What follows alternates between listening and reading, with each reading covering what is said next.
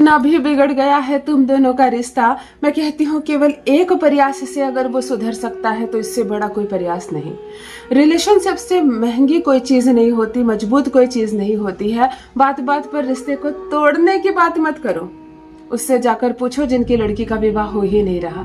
लाख प्रयास करने के बाद और लाखों रुपए खर्च करने के बाद भी वो एक वर अपने बेटी के लिए नहीं ढूंढ पा रहे हैं। उनसे पूछो इस रिश्ते की कदर। जो लड़की बात बात पर ये कहती है मुझे तुम्हारे साथ नहीं रहना, कोई लड़का बात बात पर कहता है मुझे तुम्हारे साथ नहीं रहना, तलाक ले लेंगे, हम दोनों अलग हो जाएंगे।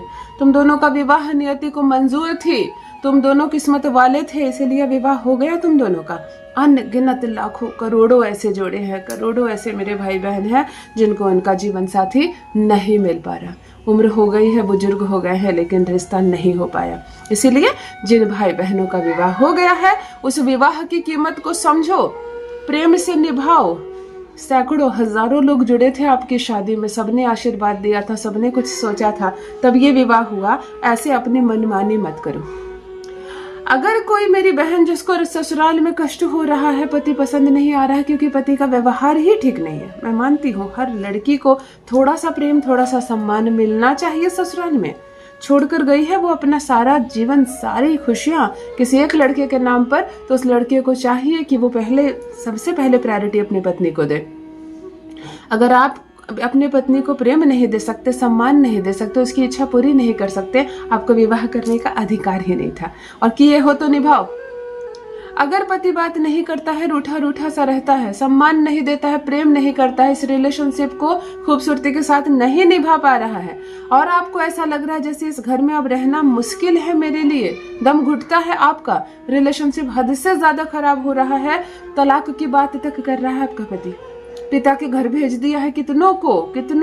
कितनी मेरी बहनें हैं जो कहती है मैं 6-6 साल से मायके में हूँ, मैं 4 साल से 6 साल से मायके में हूँ, मेरा रिश्ता खराब हो गया, टूट गया, भले तलाक नहीं हुआ लेकिन मन का मन से तलाक हो गया है। अगर इस सिचुएशन से भी आपका रिश्ता गुजर रहा है तो मैं कहती हूँ आज 2 ग्रहों को बैलेंस करके मैं आपके रिलेशनशिप को सुधार दूंगी। हर बात मानेगा, टिक कर रहना, लेकिन ससुराल में पति को छोड़ना नहीं है, ससुराल छोड़ना नहीं है। वहां से हट जाने के बाद बहुत मुश्किल हो जाता है। खाया पिया वशीकरण आप कर ही नहीं सकती हो, ना कुछ खिला सकती हो उसको, ना पिला सकती हो।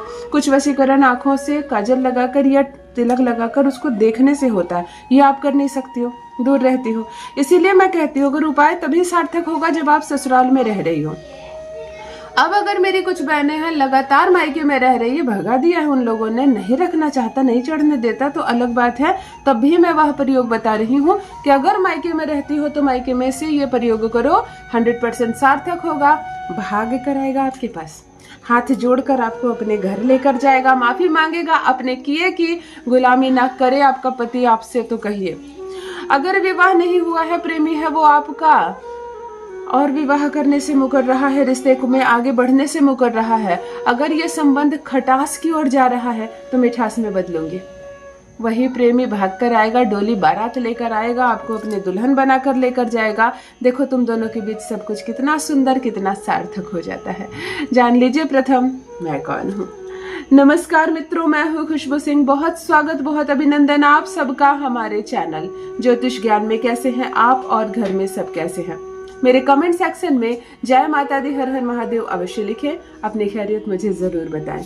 पढ़ती हूँ हाथ की रेखाएं, पढ़ती हूँ जन्म कुंडली, और अगर आप कुछ न कहे तो आपका चेहरा भी पढ़ लेती हूँ। करम है, कृपा है ऊपर वाले की, प्रेम है आप सबका।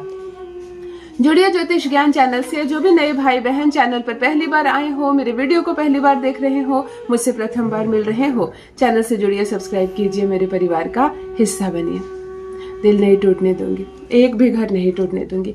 यकीन मानिए रिश्ता कितना भी खराब क्यों ना हो गया हो, थोड़ा सा प्रयास आप करेंगे और थोड़ा सा प्रयास मैं करूंगी। क्या करना है आपको अपने तरफ से केवल आपको अपने शुक्र को और चंद्रमा को बैलेंस करना है। शुक्र को एक्टिव करना बहुत ज्यादा जरूरी है, वीनस को एक्टिव करना इतना ज्यादा जरूरी है, तभी आपके भीतर का आकर्षण बढ़ेगा। शुक्र मजबूत हो गया तो प्रेम मिलेगा, सम्मान मिलेगा, रिलेशनशिप मजबूत होगा। क्या करना है आपको? स्नान के पानी में आधा ढक्कन गुलाब जल डालकर ही नहाना है। चाहे आपके विवाह को 1 वर्ष हुआ है, चाहे 30 वर्ष हो गए हो, आप 60, 65, 70 साल की महिला क्यों ना हो, अगर पति के साथ बार बार इस उम्र में भी झगड़े हो रहे हैं तो आप स्नान के पानी में आधा ढक्कन गुलाब जल डालकर ही नहाएंगी। पीरियड्स में भी, नई नवेली दुल्हन भी, माँ बनने वाली हो तब भी, हर सिचुएशन में स्नान के पानी में आधा ढक्कन गुलाब जल डालकर नहाना है आपको। दूसरी बात, एक सिल्वर धारण करना है, एक चांदी धारण करो किसी भी फॉर्म में, बिछुआ हो, पायल हो, चांदी की चेन हो, चांदी की चूड़ी हो, चांदी की अंगूठी हो, एक चांदी 24 घंटे आपके शरीर से सटेगा, ठीक है। तीसरी बात, सवर कर रहना है, सवर कर रहना, उजड़ कर नहीं रहना, सवर कर रहना। क्रीम, पाउडर, लिपस्टिक, फाउंडेशन जो है आपके पास लगाओ, सुंदर बनो, तैयार हो, बिंदी लगाओ, सिंदूर लगाओ, सुंदर से तैयार होकर रहो। आपको बाहर जाने के लिए नहीं तैयार होने के लिए बोल रही हूँ, आपको वीनस को एक्टिव करने के लिए तैयार होने के लिए बोल रही हूँ। इसीलिए आप जब सुंदर रहोगी, आकर्षक लगोगी, कॉस्मेटिक का इस्तेमाल करोगी, शुक्र मजबूत होगा। और चौथी बात है, अपने थंब के ठीक नीचे यहाँ पर वीनस माउंटेन पर हर फ्राइडे को एक बूंद इत्र लगाओगी, परफ्यूम नहीं, इत्र लगाओगी दोनों वीनस माउंटेन पर। दोनों को ऐसे एक्टिवेट करके कहोगी ओम सुम शुक्राय नमः, ओम शुम शुक्राय नमः, ओम सुम शुक्राय नमः। मंत्र नहीं बोल सकती, भूल जाती हो, कोई बात नहीं, छोड़ दो, केवल इत्र लगाना, और लगाना जरूर। इतना काम आप करो अपनी तरफ से और रोज करो। हर दिन ठीक से तैयार होकर रहा करो, चांदी धारण कर लो, गुलाब जल डालकर नहाओ, बहसबाजी वैसे भी खत्म हो जाएगी, लड़ाई झगड़े जो हो रहे हैं वैसे भी खत्म हो जाएंगे। तो जब आरोप प्रत्यारोप खत्म हो जाएगा, बहस नहीं होगी, तो आपको उपाय करने की जरूरत भी नहीं पड़ेगी। चलो फिर भी उपाय करते हैं। मंगलवार के दिन एक माचिस की डिबिया लीजिए, नई माचिस की डिबिया पूरा भरा हुआ, उसमें से सिर्फ 9 तीलियां अंदर छोड़ दीजिए और शेष निकाल कर फेंक दीजिए, हटा दीजिए, अपने यूज के लिए रख लीजिए। 9 माचिस की तीलियां अंदर रहेगी। और एक लहसुन का बड़ा बीज लीजिए, उसके छिलके उतार दीजिए। छिलके उतार देने के बाद एक पट पर उस पर अपना नाम लिख दीजिए और उसको पलट दीजिए, और दूसरे पट पर पार्टनर का नाम लिख दीजिए। लहसुन का बीज इतना बड़ा होना चाहिए कि आराम से आप अपने पार्टनर का नाम लिख सके। पूरी पोटली नहीं लेनी है, एक बीज लेनी है, अच्छे से समझ गए। इसके एक पट पर अपना नाम लिख दीजिए, दूसरे पट पर पार्टनर का नाम ले दीजिए और इसे डिब्बे में डालकर इसको बंद कर दीजिए। ये राहु है, ये शनि है और ये मंगल है, फायर एलिमेंट्स है। हाथ में लीजिए, आंखें बंद कीजिए, पति की अनुभूति कीजिए, उसको देखने का प्रयास कीजिए, बिल्कुल तार जुड़ जाए, एकदम दिखने लगे, एकदम महसूस होने लगे। कहो ओम अमुक, अमुक के स्थान पर उसका नाम लेना है, त व च वश्य वश्य। अमुक जहां पर कहा, पार्टनर का नाम लेना है। केवल 9 बार, मंगल के 9 अंक के साथ आपको केवल 9 बार इस मंत्र को बोलना है और इस माचिस की डिबिया को चौराहे पर फेंक कर आ जाना है। अपने घर से निकल कर जाइए, चप्पल पैर में पहन सकते हैं आप, खाली पैर नहीं जाना है।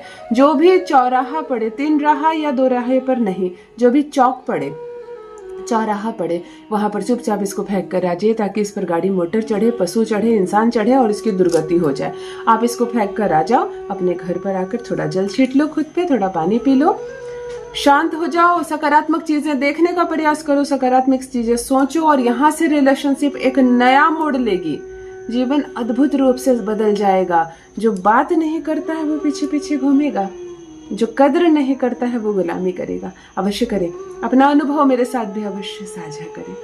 बहुत बहुत धन्यवाद।